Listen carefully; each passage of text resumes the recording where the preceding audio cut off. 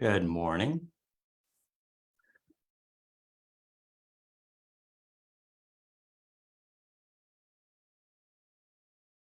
Hope everyone's doing well.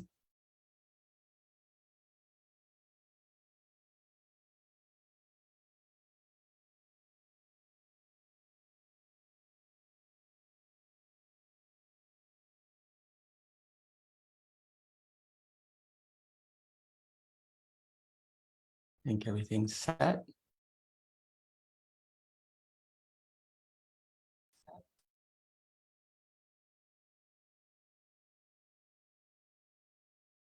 Okay.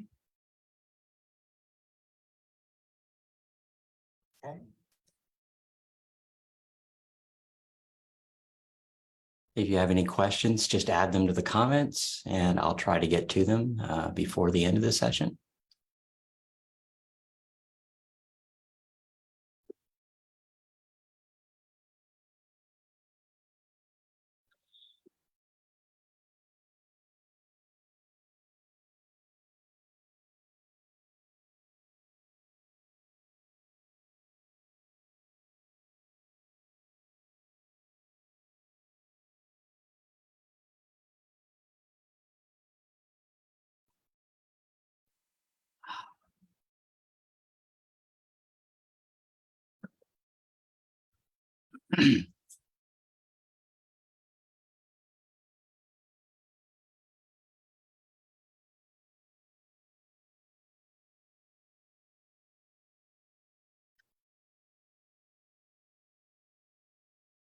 Good morning.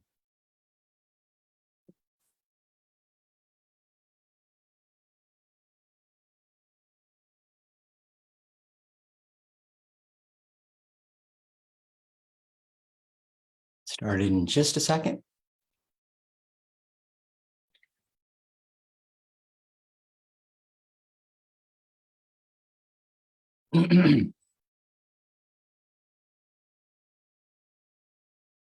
Okay, good morning, Sunnyvale. Happy Friday. Welcome to my weekly virtual office hours. This week's early artwork is another portion of the mural from the Murphy Park building. So documenting the early days of the Valley of Heart's Delight, Silicon Valley many years ago, kind of highlighting the pioneers on one side and the Ohlone encampments on the other, and the hills behind us. So great to see the art that we actually have here in the city.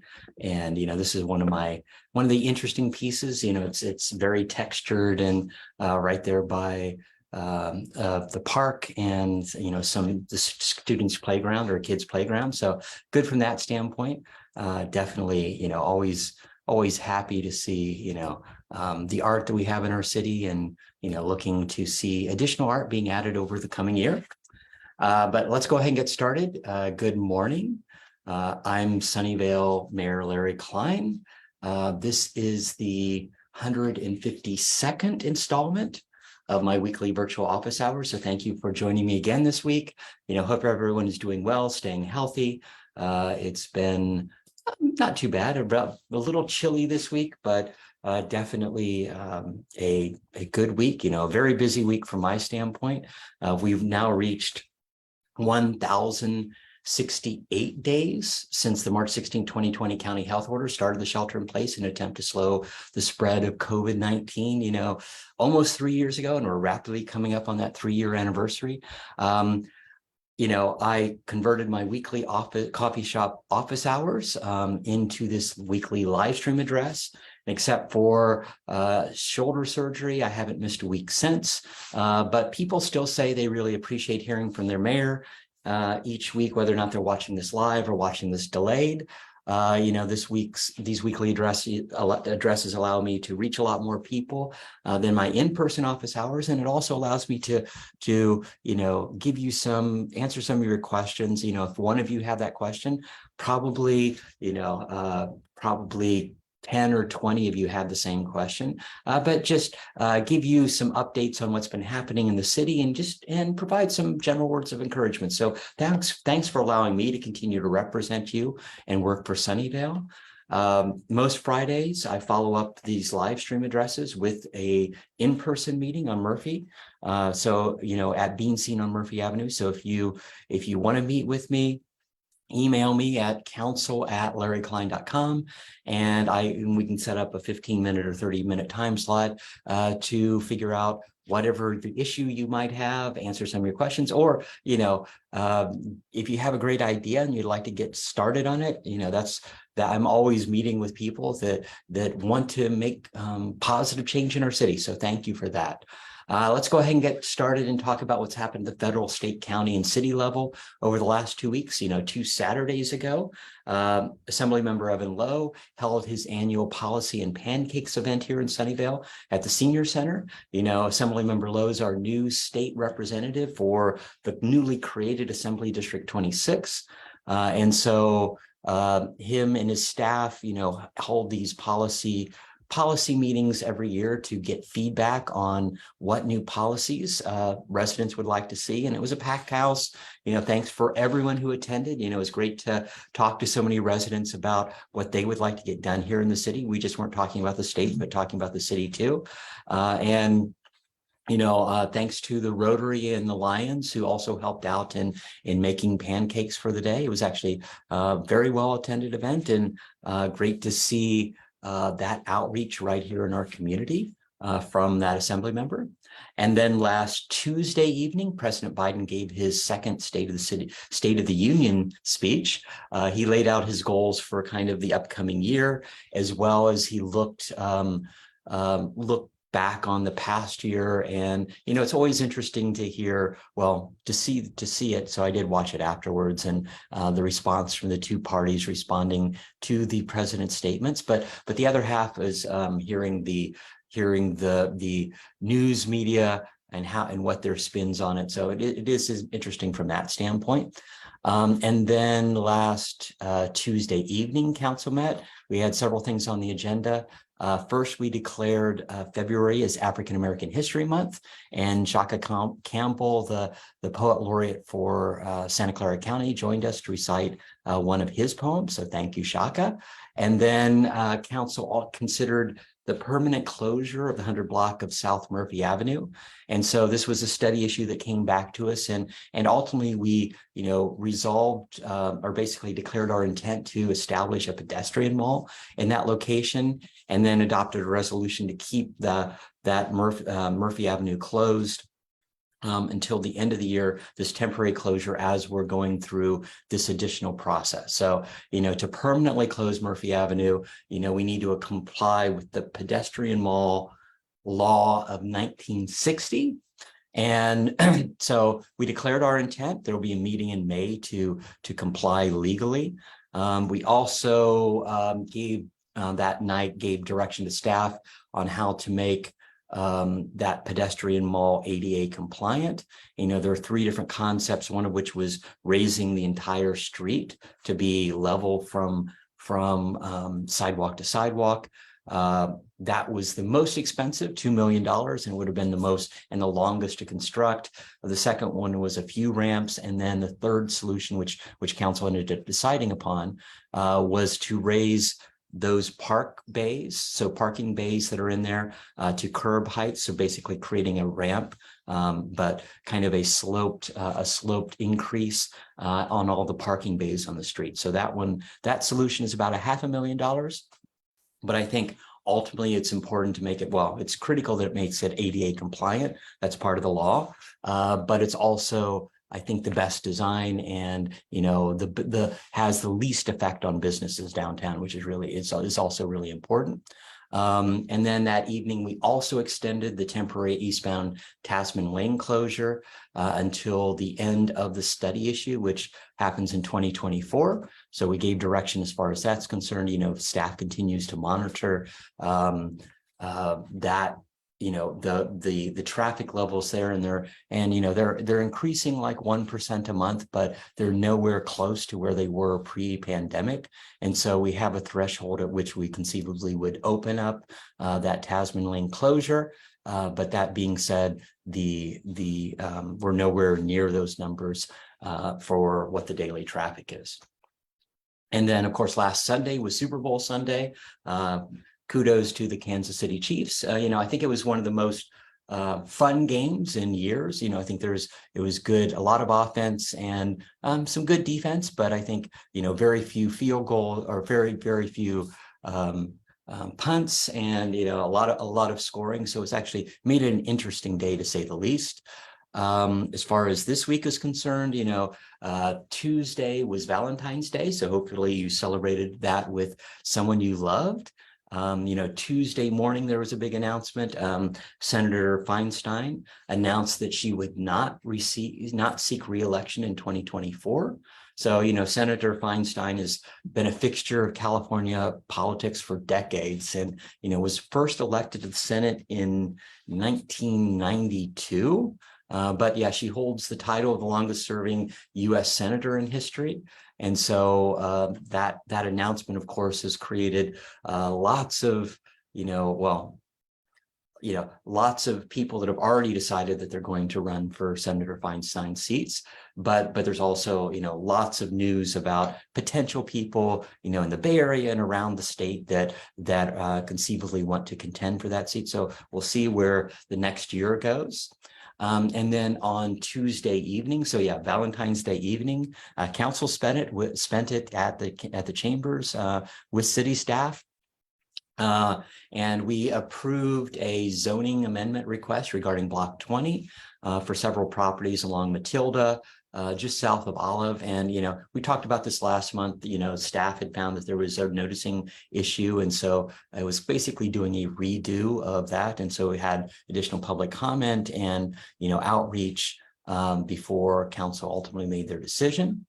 And then yesterday, council had our study issue and budget workshop. So this is the second of our 3 all-day meetings that we have every year. The first, of course, is the strategic session back in January. And then the budget workshop, the study issue and budget proposal workshop, which happens in February, and then the budget workshop, which will be happening in May.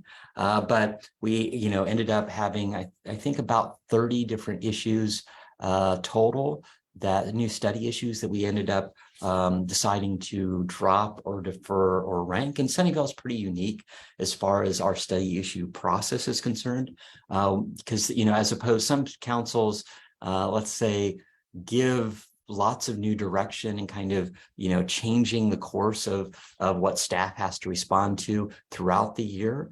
And that causes, it's like, well, drop this project and immediately pick up this project. And that transitioning and that, multitasking between different projects actually reduces staff's overall throughput. And so throughout the year, council and commissioners create study issues of new projects and new efforts that we would like the city to undertake. And then, during the study workshop, we actually go through to figure out which ones we want to push off to next year, which ones we think, after we get the full write-up on what the cost would be, as well as what the efforts and what staff's kind of take on that is.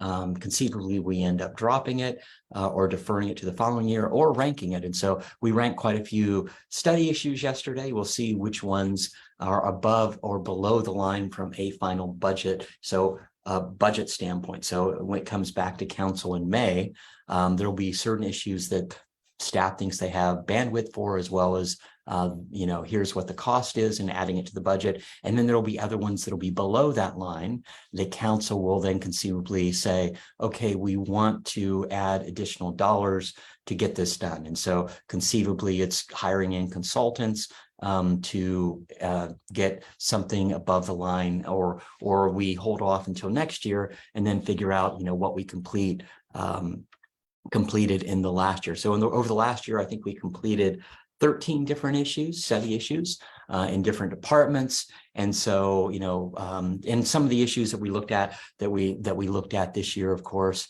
one of which is looking at trying to deal with the high school students trying to get to school from northern Sunnyvale, getting to Homestead or getting to getting to Fremont, and then conceivably getting to Homestead for kind of the middle half of the city, and issues with VTA and all that, and studying that, doing community outreach. The problem, of course, is study issues don't start until the following fiscal year, so it wouldn't happen until sometime past July, between July and the end of the year. From my standpoint, it was good to study, but I do think that the bigger issue in my mind is how we can get VTA to hurry up and improve the service in the short term. I'm not sure. The city is an important partner as far as this is concerned, but it's Fremont Union High School District's kind of responsibility to some degree to make sure that there's, they used to run buses, and they stopped running buses after they closed down Sunnyvale High School. They were running buses for several years, and they stopped doing that. And then the other half of that, of course, is making sure the VTA is doing the right thing. And so, we're already trying to set up meetings with VTA and their staff to come to the table, and making sure that hearing from the neighbors, hearing from the parents, hearing from the students on over what we've heard of in the last month of buses being full and passing by students waiting to get on the bus, as well as buses being late or ending service early when that basically keeps students from not doing after school activities. So lots of issues here, but that was like one of our issues. We ranked dealing with nuisance birds, the crows and the geese. We looked at, lots of different issues, conceivably Hollenbeck Park or bike lanes along Hollenbeck, looking at, there were lots of people talking about a potential dog park on Ramona. And, this is the PG&E area. And actually, and so we ended up dropping that, which I thought was the right thing. I don't think, presupposing a dog park there was the right thing. But, in going through doing my research, I ended up finding an old report to council back from 2001, where that PG&E area was looked at to hopefully be converted into a linear park. And not really sure what happened post that, whether or not PG&E said, no, we don't want people around our, around any areas where there's high voltage wires or anything of that nature.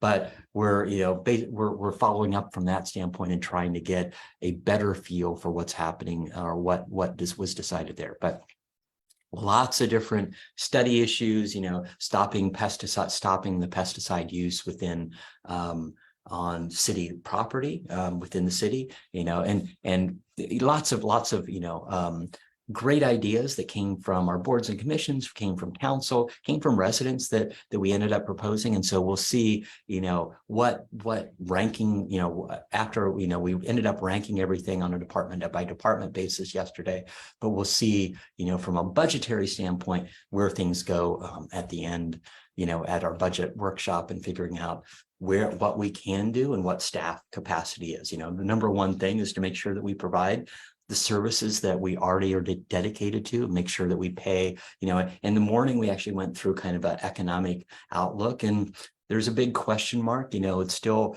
a little bit related to COVID, but now, partially COVID, but I think the bigger question now is potential recession.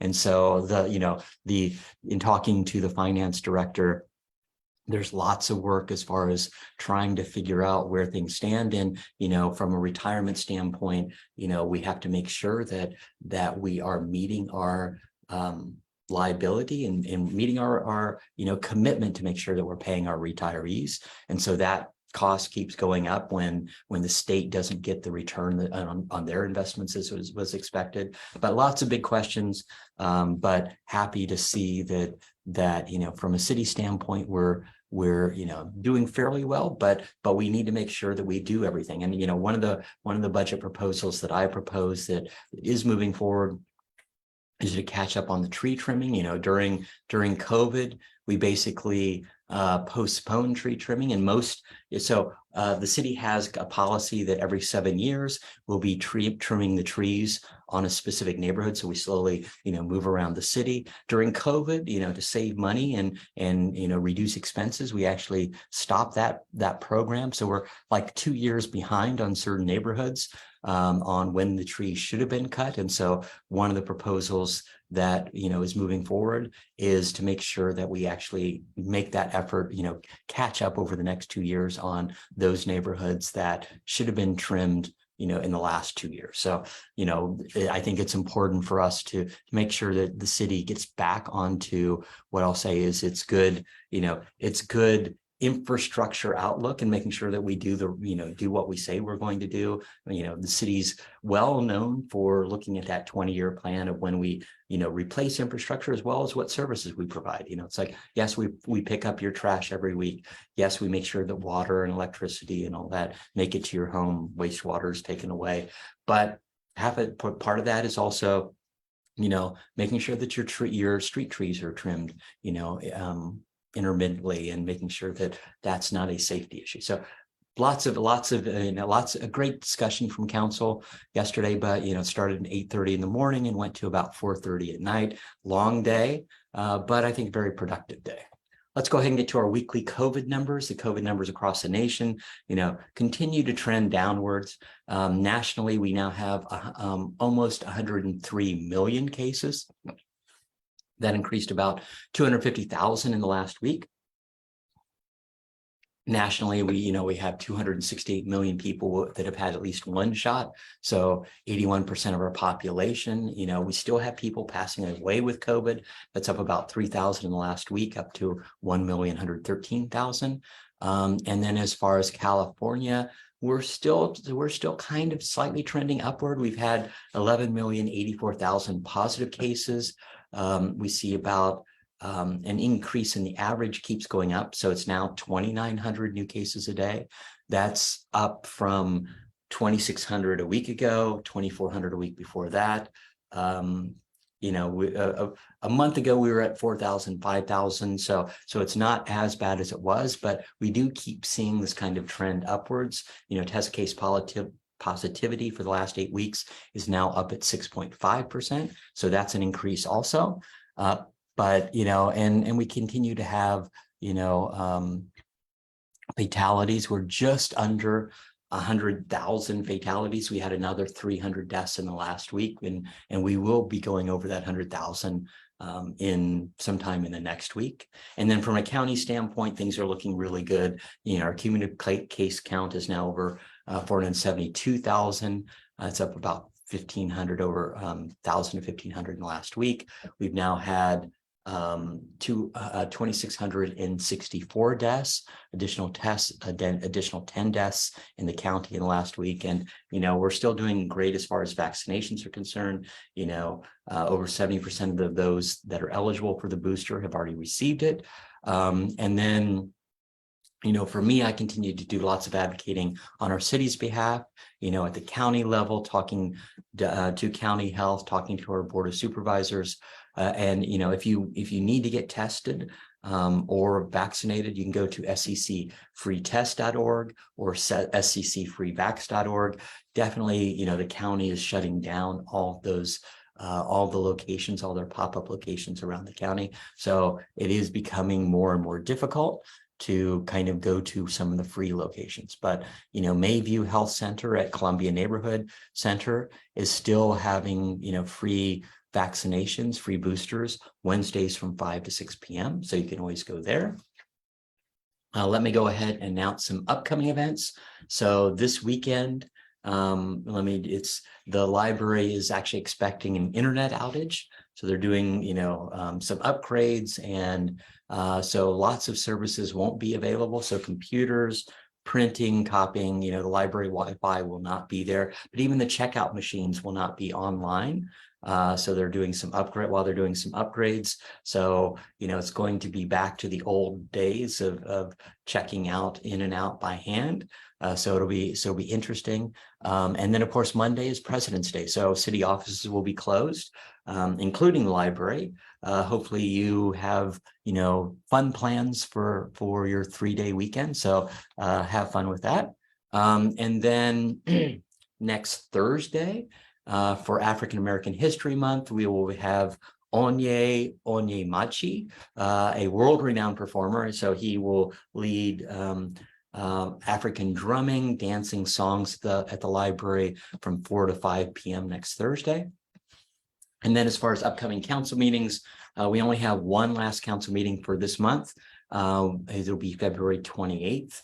And it'll be interviewing our applicants for our boards and commissions. So we're always taking those applications throughout the year. And, there's always new positions opening up on our boards and commissions as people, either resign because they're moving out of the city or get too busy or conceivably they finish their terms. And so that's one of our mid-year, our upcoming recruitment that'll be happening in the spring is usually one of our bigger recruitments because we'll have lots of positions opening up because of people finishing their terms on their different boards and commissions. Let's go ahead and get to our weekly questions. If you have questions, you can just add them to the chat and I'll try to get to them.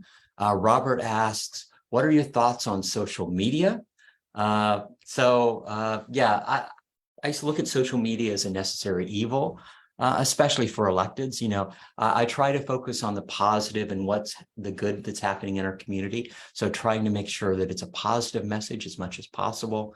But I think it's actually been really good during COVID, being that calm voice in the storm has allowed me to reach a lot of people, getting people who watch this live stream or, were really interested in finding out what was happening with the city, but also, kind of giving an update on COVID in the middle of, when in the middle of the pandemic, especially when everyone was sheltering in place. So, lots of people now know who the mayor is. And I think really appreciate, what I've done for the community, as well as what this live stream address allows me to do and allows people to get a better understanding of what's happening in their city. Martin asked, what is happening with the man having a hunger strike at City Hall? So I met with Mr. Iran last week. He is building 18 units in Sunnyvale on an old gas station site.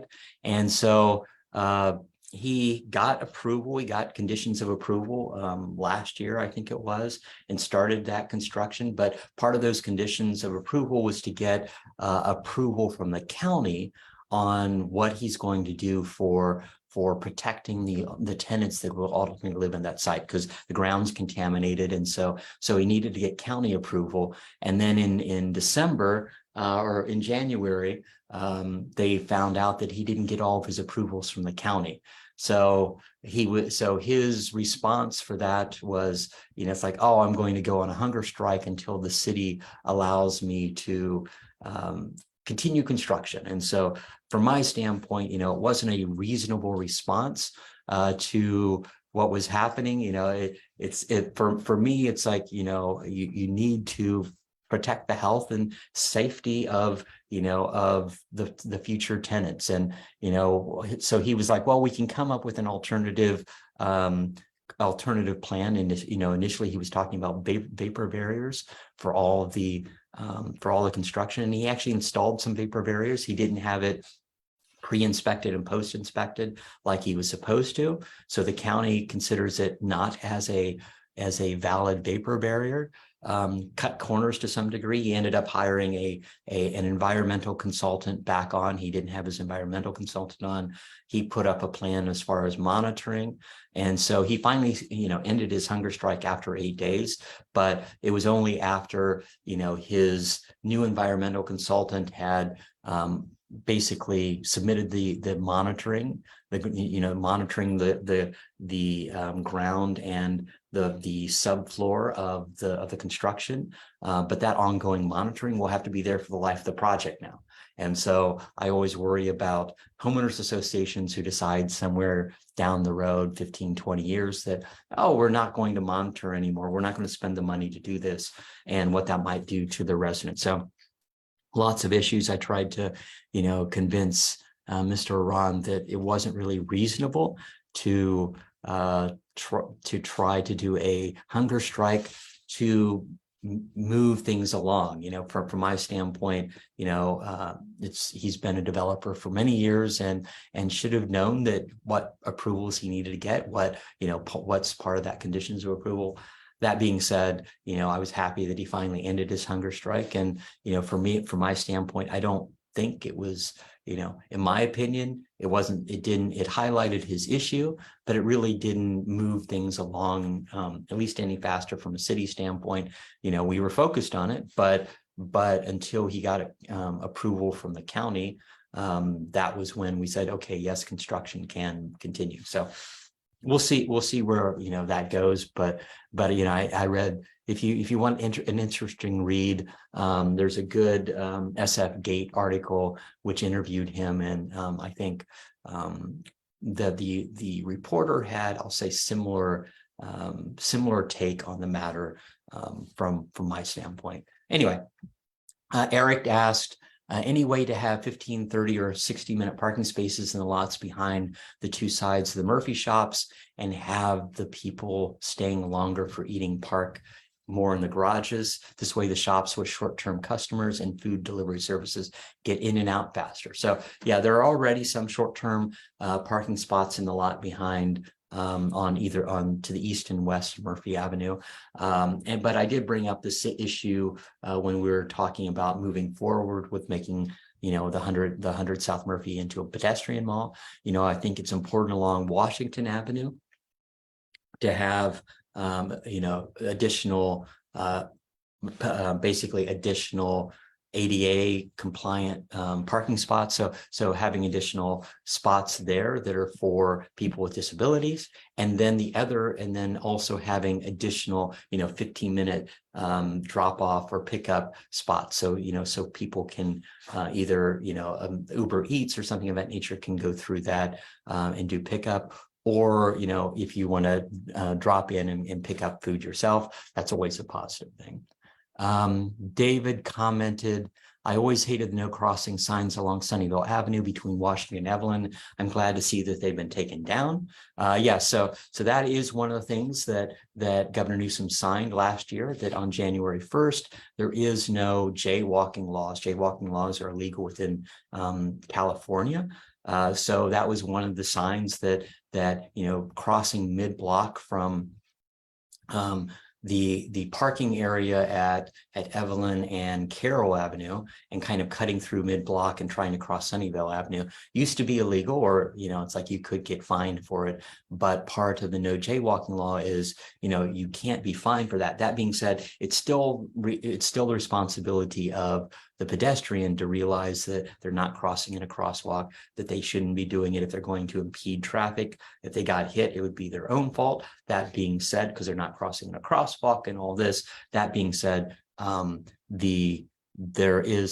there are no cars, yes, you can cross mid-block, and that's one of the things that the governor made. So the city ended up taking those signs down. Happy to do that.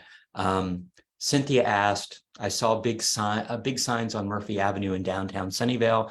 What is this announcing? So this is the meeting on May 16th that council will have now that we've declared our intent to convert South Murphy Avenue into a pedestrian zone. This is the next step. So this is the public hearing where people can come in and yet again, whether or not to protest or just to talk about it, but it is part of that long-term process.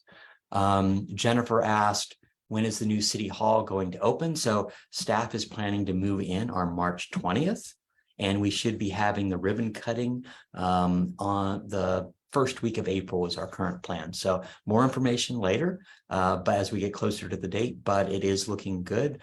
Things are moving forward as far as that's concerned.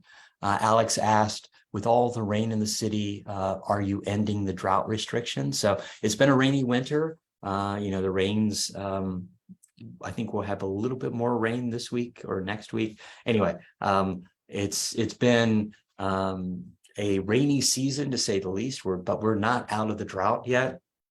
From a city standpoint, we're looking to better utilize our recycled water from our wastewater treatment plant. But the restrictions that we put in place last year are set to expire in June, and then we'll reevaluate whether or not we continue them for an additional year or leave it the way it is now. I met with Valley Water Board last week, and they're still evaluating what they're going to suggest to all the cities. So we'll see where that goes. Let me see if there's any final questions. I don't see anything. So let me go ahead and wrap up. It's always interesting. These sessions are always fantastic. But I just want to thank you for joining me again this week. We still live in uncertain times.